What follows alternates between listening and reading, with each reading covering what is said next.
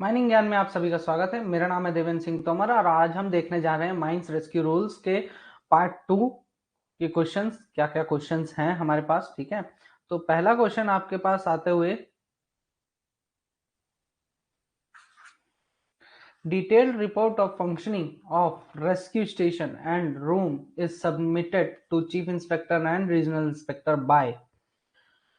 Rescue station या फिर rescue room का जो डिटेल रिपोर्ट होता है कि आपका रेस्क्यू स्टेशन किस प्रकार से फंक्शन कर रहा है, कितने मतलब पूरा रिपोर्ट रहता है उसमें, कितने रेस्क्यू ऑपरेशंस परफॉर्म किए गए या फिर जितने कितने आखिर आपके जो है तो इक्विपमेंट्स हैं, क्या उनका आप मेंटेनेंस किस प्रकार से कर रहे हो, ये सारी डिटेल्स जो हैं तो आपका रेस्क्यू रूम और या फिर रेस्क्यू स्टेशन जो भी रहता है उसका सबमिट किया जाता है डिटेल रिपोर्ट बना के।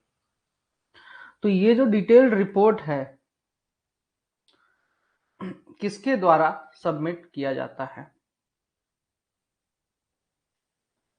किसके द्वारा सबमिट किया जाता है? सुपरिटेंडेंट के द्वारा, मैनेजर के द्वारा, रेस्क्यू इंचार्ज या फिर ओनर के द्वारा। तो यह रिपोर्ट, डिटेल रिपोर्ट जो है तो सुपरिटेंडेंट के द्वारा जो है तो सबमिट किया जाता है, ठीक है। तो इसका करेक्ट आंसर हो जाता है option number A is the right answer. Next question है क्वेश्चन नंबर 2, जिसमें ये बोलता है, by which day detailed report of rescue station and rescue room shall be submitted to the chief inspector and regional inspector? Chief inspector और regional inspector को detail report किस दिन तक सबमिट करना जरूरी है? हर साल किस डेट तक सबमिट करना जरूरी है? 20 जनवरी, 20 फरवरी, 20 मार्च, 20 दिसंबर। उस दिन के पहले या उस दिन तक सबमिट करना है।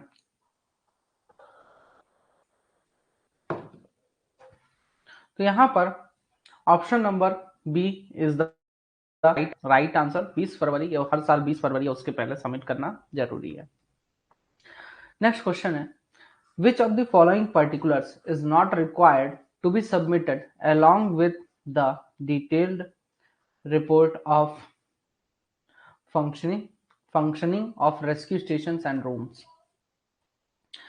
निम्न में से अब जब भी डिटेल रिपोर्ट सबमिट किया जाता है तो मतलब फंक्शनिंग का, रेस्क्यू स्टेशन और रेस्क्यू रूम्स के फंक्शनिंग का डिटेल रिपोर्ट सबमिट किया जा रहा है, ठीक है, सुपरिटेंडेंट के द्वारा। तो सुपरिटेंडेंट उस डिटेल रिपोर्ट में कौन सी चीज जो है तो इंक्लूड नहीं करेगा? निम्न में से कौन सी चीज इंक्लूड नहीं करेगा? Type and number of equipment and operators provided. Type of नहीं, अच्छा टाइप ऑफ होगा, type of and number of equipment operators provided. Particulars of emergencies attendant, मतलब कि आपका किस प्रकार का इक्विपमेंट है और कितने इक्विपमेंट्स हैं, कितने इमरजेंसीज में आपने अटेंड किया है, ठीक है। सुपरिंटेंडेंट कौन था पोजीशन पे 20 फरवरी के पहले, कौन था सुपरिंटेंडेंट पोजीशन पे, और number of persons given refresher training, कितने व्यक्तियों को रिफ्रेशर ट्रेनिंग दी गई है और मेडिकल एग्जामिनेशन हुआ है। तो कौन सा गलत है स्टेटमेंट इसमें से? तो इसका आंसर है option number C is the right answer, क्योंकि जो सुपरिंटेंडेंट है इन पोजीशन, है ना, वो भी बताया जाता है इसमें कि भाई मैं मतलब जितने भी वर्कर्स हैं वहां पे पोजीशन में, रेस्क्यू स्टेशन या रेस्क्यू रूम में, उन सभी का बताया जाता है कि भाई इस पोजीशन पे ये वर्कर है, ठीक है। सुपरिंटेंडेंट अपना भी बताता है कि इस समय सुपरिंटेंडेंट कौन है, ठीक है। तो 31 दिसंबर तक का बताता है कि 31 दिसंबर तक कौन था सुपरिंटेंडेंट, ये बताता है, ना कि 20 फरवरी का। हाँ, तो ये बात आपको ध्यान में रखनी है। नेक्स्ट क्वेश्चन है क्वेश्चन नंबर 4, जिसमें कि बोलता है, which of the following is not a duty of N instructor? निम्न में से इंस्ट्रक्टर की ड्यूटी कौन सी नहीं है? तो impart course of instructions and practices to persons selected for training in rescue and recovery work. जितने भी व्यक्तियों को सिलेक्ट किया गया है रेस्क्यू रिकवरी वर्क के लिए, तो उनको ट्रेनिंग कैसे देना है, उसका कोर्स ऑफ इंस्ट्रक्शन और प्रैक्टिसेस जो है तो ये प्रिपेयर करके देता है। इंस्पेक्शन करता है, टेस्टिंग करता है और एडजस्टमेंट करता है रेस्क्यू इक्विपमेंट्स का। In absence of superintendent shall be in charge of rescue station. Superintendent के एब्सेंस में जो है तो रेस्क्यू स्टेशन का इंचार्ज होता है ये। और रेस्क्यू स्टेशन को कभी भी छोड़ सकता है, जब भी मन चाहे उसका वो चला जाता है ना, छोड़ के रेस्क्यू स्टेशन। तो मन किया हो गया किसी से मिलने का, है ना। तो यहाँ पर option number D is the right answer, ठीक है। तो बिना सुपरिंटेंडेंट के परमिशन के ये छोड़ नहीं सकता है। नेक्स्ट क्वेश्चन है क्वेश्चन नंबर 5, जिसमें ये बोलता है which of the following statement is not correct with respect to rescue room incharge. Rescue room incharge के रेस्पेक्ट में कौन सी स्टेटमेंट करेक्ट नहीं है। Display prominently a list of mines served by his rescue room. मतलब कि उस rescue room के द्वारा जो भी माइंस सर्व की जा रही है, जिन माइंस में भी वो एक्टिव रहता है in case of an emergency, तो वो सारे माइंस की लिस्ट जो है तो डिस्प्ले करेगा। Maintain equipment and apparatus, equipments और अपरेटस को मेंटेन करेगा। Can allow anyone to take any apparatus, किसी को भी अलाउ कर सकता है भाई कि आप अपरेटस ले जा सकते हैं। Maintain record of rescue equipment, rescue की जो भी इक्विपमेंट्स उनका रिकॉर्ड मेंटेन करेगा। तो इसका करेक्ट आंसर हो जाता है option number C is the right answer, ठीक है। तो किसी को भी अलाउ नहीं करेगा बेसिकली रेस्क्यू ऑपरेटर्स ले जाने के लिए।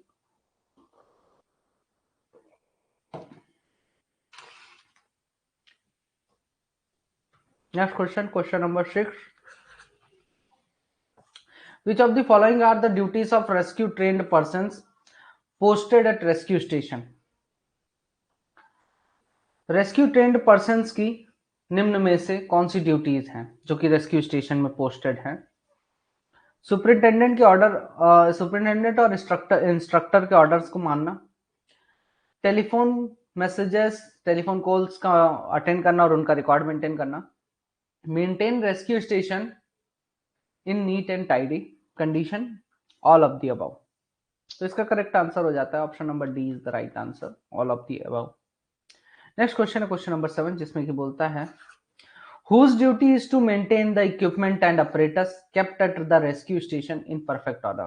अब देखिए रेस्क्यू स्टेशन में हर एक इक्विपमेंट को और अपरेटस को मेंटेन करके रखने की ड्यूटी किसकी है, ठीक है, ताकि वो परफेक्ट ऑर्डर में काम करते रहें। Superintendent, rescue station incharge, rescue trained person, rescue room attendant.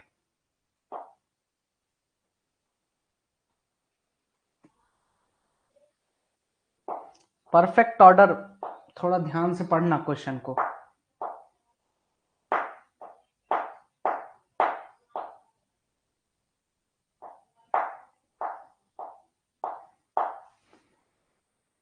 तो यहां पर option number C is the right answer. Rescue trained person क्या होता है जिम्मेदारी, ठीक है, परफेक्ट ऑर्डर में रखना रेस्क्यू स्टेशन में। रेस्क्यू स्टेशन में रेस्क्यू ट्रेन्ड पर्सन का होता है। चलिए तो इसका थोड़ा सा देख लेते हैं कहां पे दिया हुआ है।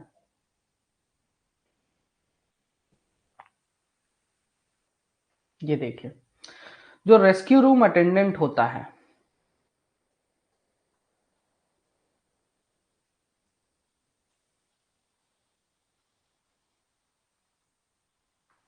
ये देखिए रेस्क्यू रूम इंचार्ज, ये परफेक्ट ऑर्डर में मेंटेन करके रखता है इक्विपमेंट एंड अपरेटस को। रेस्क्यू रूम में, रेस्क्यू रूम में रेस्क्यू रूम इंचार्ज मेंटेन करता है, ठीक है। आपका जो अटेंडेंट है कहाँ का, अबे यार,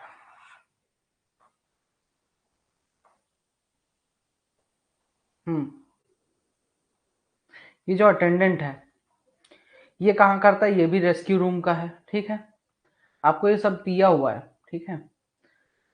और rescue trained person in rescue station, rescue station में जो रेस्क्यू ट्रेन्ड पर्सन होता है वो जो है तो परफेक्ट ऑर्डर में मेंटेन करके रखता है rescue trained person rescue station में, ठीक है। वो इन चीजों को परफेक्ट ऑर्डर में मेंटेन करके रखता है। तो वो कंफ्यूज करने के लिए थोड़ा सा दिया था। आपको यहाँ पे ध्यान रखना है कि रेस्क्यू स्टेशन लिखा है कि रेस्क्यू रूम लिखा है, ठीक है। तो यहाँ पे आपको थोड़ा कंफ्यूजिंग कर सकते हैं, ठीक है।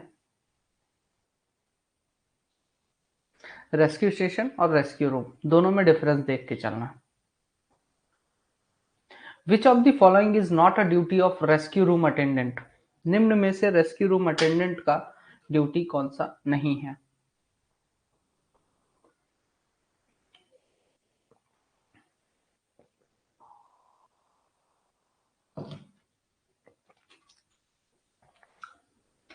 Not leave the rescue room until relieved by the substitute. Not allow any unauthorized person to enter. Attend telephone calls and maintain a record. Allow any person to take equipment from rescue room. तो last वाला option is the right answer. ठीक है, ये उसकी duty नहीं है भाई साहब। ठीक, किसी को अलाउ नहीं करेगा। नेक्स्ट क्वेश्चन है क्वेश्चन नंबर 9, जिसमें क्या बोलता है, which of the following statement is not true? निम्न में से कौन सा स्टेटमेंट गलत है? कम से कम 3 रेस्क्यू ट्रेसिंग्स होने चाहिए, मतलब रेस्क्यू ऑपरेशन परफॉर्म करने के लिए एक रेस्क्यू प्लान बनता है। ठीक है, तो 3 रेस्क्यू ट्रेसिंग्स होने चाहिए, अप टू डेट होने चाहिए, और 3 महीने से ज्यादा पुराने का अपडेट नहीं होना चाहिए।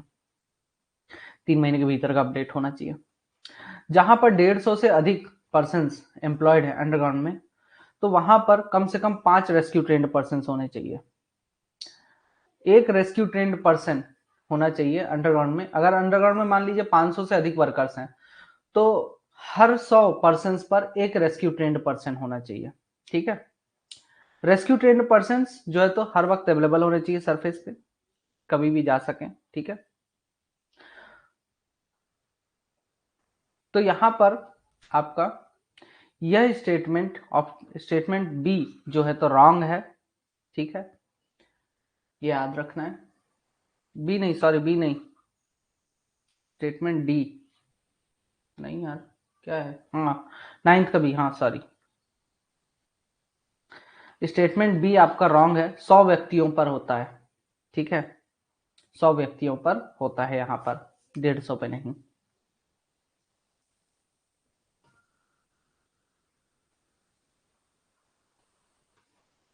नेक्स्ट क्वेश्चन है क्वेश्चन नंबर 10, जिसमें कि बोलता है, a person is not selected for training in rescue due to which of the following qualifications?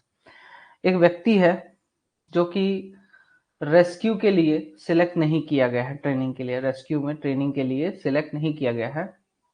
ठीक है, तो उसकी किस क्वालिफिकेशन के कारण उसको सिलेक्ट नहीं किया गया है? उसकी एज 31 साल है, उसके पास फर्स्ट एड सर्टिफिकेट है Saint John Ambulance Association India का,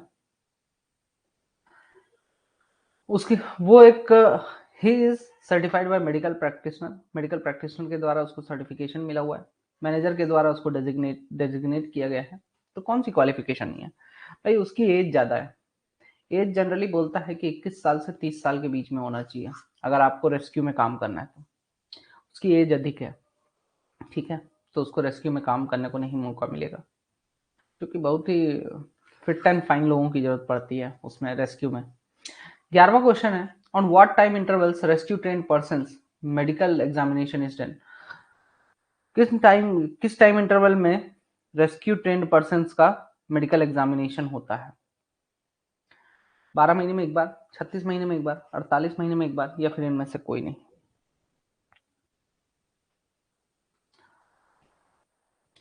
तो इसका करेक्ट आंसर हो जाता है option number A is the right answer. ठीक है, रेस्क्यू ट्रेन्ड पर्सन का जो है तो 12 महीने में एक बार क्या होता है, मेडिकल एग्जामिनेशन होता है।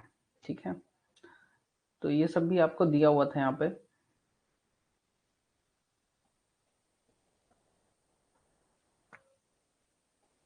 ये देखिए यहाँ पर मैंने 100% पर जो है तो ऑर्डिनरीली एम्प्लॉयड है अगर बिलो ग्राउंड में, तो 5 रेस्क्यू ट्रेन पर्सन हर वक्त सरफेस पे अवेलेबल होने चाहिए। ठीक है, और आपका manager of below ground mine where more than 500 persons are ordinarily employed and shall also ensure that persons on a scale of 1 man for every 100 persons or part thereof are rescue trained persons। ठीक है, मतलब below ground mines में जैसे कि 500 व्यक्ति हैं। ठीक है, तो 500 में से 100 हर 100 व्यक्ति पर एक व्यक्ति क्या होना चाहिए, हर 100 व्यक्ति पर में एक व्यक्ति होना चाहिए, 100 व्यक्तियों में से एक व्यक्ति क्या होना चाहिए, वो रेस्क्यू ट्रेंड व्यक्ति होना चाहिए। ठीक है, देखिए 5 रेस्क्यू ट्रेंड पर्सन होने चाहिए उसके पास 100 व्यक्तियों पर। ठीक है, 100 व्यक्ति अगर है माइंस में तो 5 रेस्क्यू ट्रेंड पर्सन होने चाहिए, मैनेजर देखेगा। अब अगर मान लीजिए 500 से अधिक व्यक्ति हो गए तो उसको ये ध्यान रखना है कि जो 100 मेरे 500 व्यक्तियों में 5 व्यक्ति क्या हैं, रेस्क्यू ट्रेंड वर्कर्स जो है तो काम कर रहे हैं, मतलब उसके वर्कर्स रेस्क्यू ट्रेंड होने चाहिए, ठीक है, उसके वर्कर्स रेस्क्यू ट्रेंड होने चाहिए। 100 या उसके किसी भी पार्ट पे उसके वर्कर्स को रेस्क्यू ट्रेंड रखना है। दूसरा आपका ये 21 से लेकर 30 साल तक ही रेस्क्यू वर्क के लिए किसी को भी ट्रेनिंग दी जाती है, किसी व्यक्ति को सिलेक्ट किया जाता है। और जो मेडिकल एग्जामिनेशन है रेस्क्यू ट्रेंड पर्सन का, वो 12 महीने में एक बार आपका होता है। नेक्स्ट क्वेश्चन की तरफ बढ़ते हैं। क्वेश्चन नंबर 12 जिसमें कि बोलता है which of the following statement is not true with respect to fresh airways. निम्न में से कौन सा स्टेटमेंट जो है तो ट्रू नहीं है फ्रेश एयरवेज के रेस्पेक्ट में। फ्रेश एयरवेज जो है तो फ्रेश एयर में स्टैब्लिश्ड होना चाहिए, इनरेस्पायरेबल जोन के आसपास होना चाहिए, मतलब ऐसे ऐसी जगह जहां पर आप सांस नहीं ले पाते हो तो उसके पास में ही इसको रखिए, ठीक है, ज्यादा दूर नहीं रखना है। Compulsory to be connected by telephone, मतलब उसको टेलीफोन से कनेक्टेड रखना ही जरूरी है, ठीक है, ठीक है, टेलीफोन से कनेक्टेड रखना एकदम कंपल्सरी है, मतलब इसको इग्नोर नहीं किया जा सकता है। या फिर none of the above. B, देखिए भाई फ्रेश एयर बेस बनाना है ना, तो जो इरेस्पायरेबल जोन है, मान लीजिए आपका यहाँ पर आग लगी हुई है, ठीक है, और ये आपका गैलरी है इस प्रकार से, तो आप यहाँ पे कहीं मान लीजिए जंक्शन में आपने फ्रेश एयर बेस बना लिया, यहाँ पे फ्रेश एयर, तो जितना हो सका उतना पास आपने, इरेस्पायरेबल जोन है ये, ठीक है। अब मैं अगर इससे दूर बनाऊंगा तो क्या ही फायदा, इरेस्पायरेबल जोन हो गया ये तो, ठीक है, क्या ही फायदा, दूर तो नहीं बना सकते ना, तो बी तो करेक्ट नहीं है, ठीक है, ये स्टेटमेंट करेक्ट है क्योंकि B is not your answer.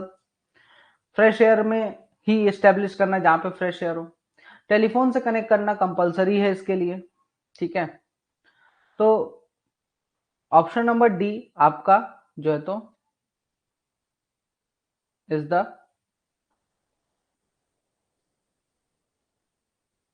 गलत answer, option number C is the right answer, ठीक है,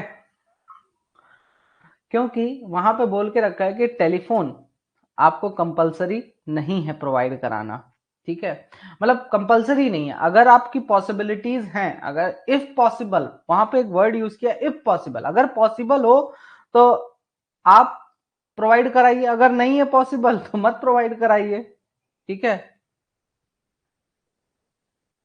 सिंपल है, इफ पॉसिबल बोला है यहाँ पे आपका, देखिए यहाँ पे ये देखिए, ये पढ़िए, every such base shall if possible be connected by telephone, अगर पॉसिबल हो तो टेलीफोन से कनेक्ट कर दो।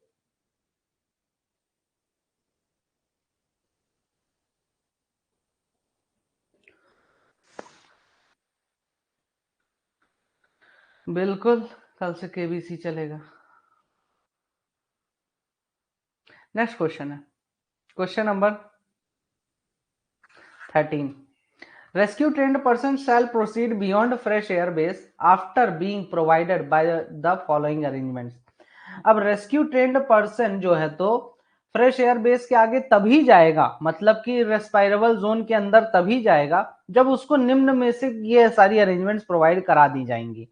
कौन कौन सी अरेंजमेंट प्रोवाइड कराने पर, स्पेयर टीम, एक स्पेयर में टीम प्रोवाइड कराई जाएगी, एक या उससे अधिक रिवाइविंग अपरेटस, मतलब कि अगर रिवाइविंग अपरेटस वो होता है कि मान लीजिए कोई बेहोश हो गया, ठीक है, कोई बेहोश हो गया तो उसको जो है तो होश में लाने के लिए फिर ऑक्सीजन सिलेंडर्स वगैरह जो रखे रहते हैं तो तुरंत ही उसको प्रोवाइड किया जाता है। फर्स्ट एड बॉक्स और स्ट्रेचर होना चाहिए या फिर इनमें से सभी होने चाहिए, तो all of the above is the right answer.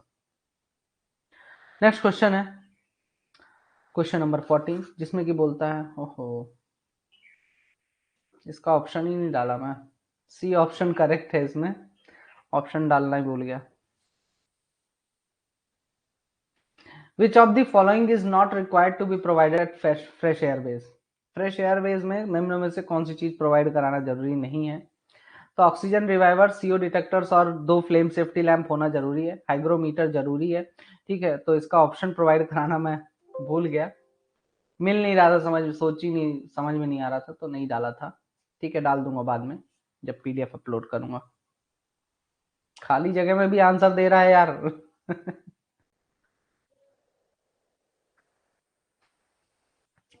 तो एक बार थोड़ा सा देख लेते हैं अपन कि आपका फ्रेश एयर बेस के आगे अगर वर्कर्स को भरना है तो उस केस में आपको क्या प्रोवाइड कराना जरूरी है। देखिए, 2 पर्सन्स होने चाहिए जिनमें से कम एक तो क्वालिफाइड मेडिकल प्रैक्टिशनर हो, अगर हो सके तो, इफ प्रैक्टिकेबल। ठीक है, दूसरा ये बोलता है एक स्पेयर टीम होनी चाहिए जो कि रेस्क्यू ऑपरेटर्स अपने साथ रखे और इमीडिएट सर्विस के लिए रेडी रहे।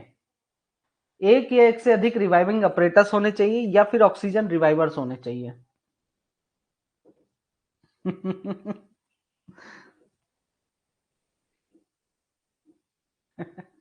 क्यों बेचारे के पीछे पड़े यार। फर्स्ट एड बॉक्स और स्ट्रेचर होना चाहिए। कार्बन मोनोऑक्साइड को डिटेक्ट करने के लिए टेस्टिंग के लिए इंस्ट्रूमेंट होना चाहिए, एक हाइग्रोमीटर होना चाहिए और 2 फ्लेम सेफ्टी लैंप होने चाहिए। ठीक है, तो इतनी चीजें जो है तो जब रेस्क्यू ट्रेंड पर्सन को मिलती है वहां पे, ठीक है, तो उसी केस में वो आगे बढ़ता है फ्रेश एयरबेस के। अगर मान लीजिए कोई ऐसी इमरजेंसी है, कोई ऐसी ये चीज इनमें से एक भी चीज नहीं प्रोवाइड किया फिर भी वो आगे बढ़ रहा है, तो वो किस इमरजेंसी में आगे बढ़ सकता है कि भाई किसी की जिंदगी को खतरा है, तब उस केस में वो इन चीजों का इंतजार नहीं करेगा। ठीक है, वो आगे बढ़ जाएगा उस केस में। नेक्स्ट क्वेश्चन है question number 15। According to which schedule equipment to be kept at rescue station has been specified. Rescue station में कौन से इक्विपमेंट रखे जाएंगे, ये किस शेड्यूल में कहा गया है? 1 2 3 4।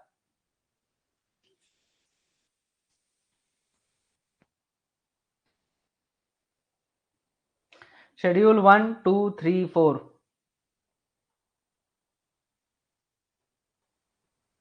तो इसका करेक्ट आंसर है option number A is the right answer. Schedule 1 में इस बारे में कहा गया है। ठीक है, आपका schedule 1 equipment to be kept at rescue station, ये देखिए ये आपका शेड्यूल 1 है। ठीक है, कि ब्रीदिंग अपरेटस होने चाहिए 2 घंटे वाले। ठीक है, शॉर्ट ड्यूरेशन वाले सेल्फ कंटेन ब्रीथिंग अपरेटस और अब्जॉर्बेंट चार्जर्स होने चाहिए। Resuscitating apparatus, spare cylinders, pressure type and with bellows, मतलब ट्यूब अपरेटस जो होने चाहिए, क्या क्या, pressure type and bellows with bellows, spare helmets और प्रेशर टाइप विद फैन। मतलब कि आपका ये ट्यूब वाले अपरेटस हो जाते हैं। अब यहाँ से भी क्वेश्चंस आपके बनाने थे मेरे को, नहीं ठीक है, नहीं बनाया। अब मैं इंक्लूड कर दूंगा इनको, आज रात में अपलोड हो जाएगा आपका पीडीएफ। ठीक है, तो यहाँ पे ये क्वेश्चन भी आपको मिल जाएंगे। इनमें से भी क्वेश्चन बन जाएगा कि भाई ट्यूब ऑपरेटर्स कौन कौन से स्पेसिफाई किए गए हैं। जूम करूं,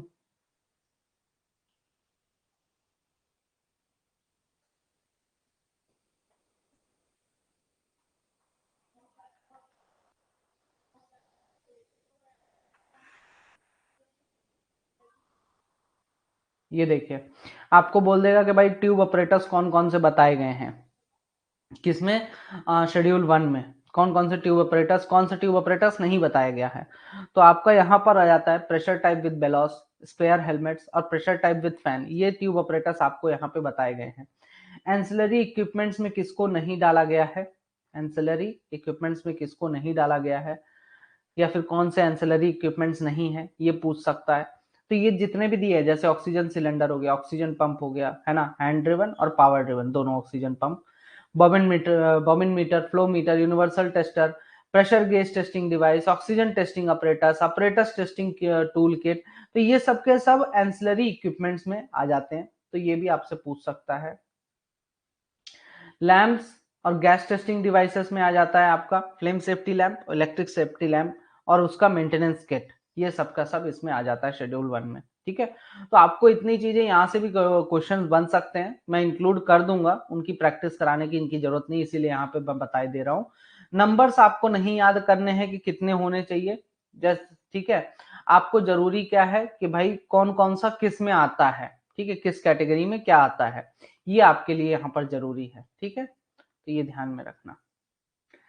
नेक्स्ट क्वेश्चन है question number 16, in which form notice of accident in rescue station shall be given. Rescue station का में अगर एक्सीडेंट हो जाता है तो उसकी नोटिस किस फॉर्म में दी जाएगी, form 1 2 3 4।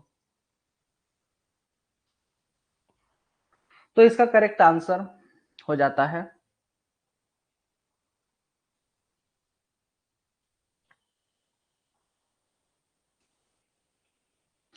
Option number B is the right answer, ठीक है। कि फॉर्म 2 में आपका एक्सीडेंट की नोटिस दी जाती है अगर रेस्क्यू स्टेशन में क्या हो जाता है, किसी प्रकार का एक्सीडेंट हो जाता है तो, ठीक है, तो ये आपको ध्यान में रखना है। आपका 2-3 फॉर्म्स हैं जो कि आपका यहाँ पे दिया हुआ है,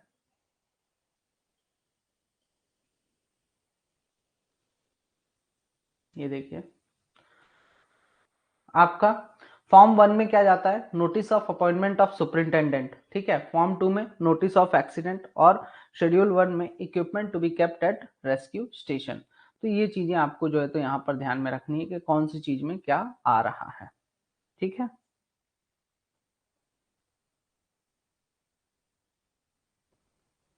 हाँ, बस 2 ही फॉर्म है, दोनों फॉर्म को याद रखना है, ठीक है। अब बताइए कल से किस चीज का क्लास स्टार्ट करना है, किसके एमसीक्यूज देखना चाहते हैं, वोटिंग करिए, ठीक है, व्हाट्सएप ग्रुप पे। नहीं, व्हाट्सएप पे नहीं, यहाँ बता दो यार, व्हाट्सएप पे कुछ नहीं। सीएमआर, सीएमआर के सीएमआर पढ़ोगे यार, अभी एमडीआर बचा है, एमसीडीआर बचा है, वो पढ़ लो, एक्ट का हो गया ऑलरेडी।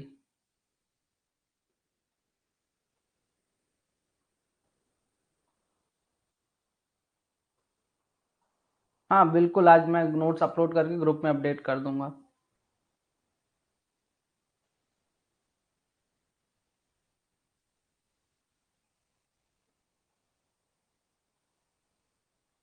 हाँ खत्म हो गया, जिसको जाना जा सकते हैं।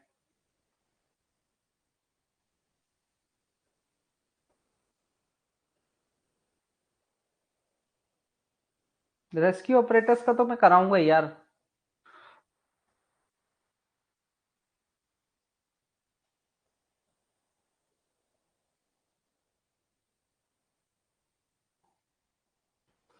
चलिए मैं देखता हूँ, मैं सीएमआर का ही देखता हूँ, ठीक है, देखता हूँ, मैं करता हूँ सीएमआर का, ठीक। ज्यादा मेजोरिटी सीएमआर वगैरह की है, तो सीएमआर का करते हैं अपन, ठीक है। कोई आइडिया नहीं है यार मुझे। हाँ रेस्क्यू वाला खत्म, इतना ही था, 2 लेक्चर थे, 2 में खत्म हो जाता है, पर्याप्त क्वेश्चन है, ठीक है। चलो, all the best and thank you so much, good night everyone.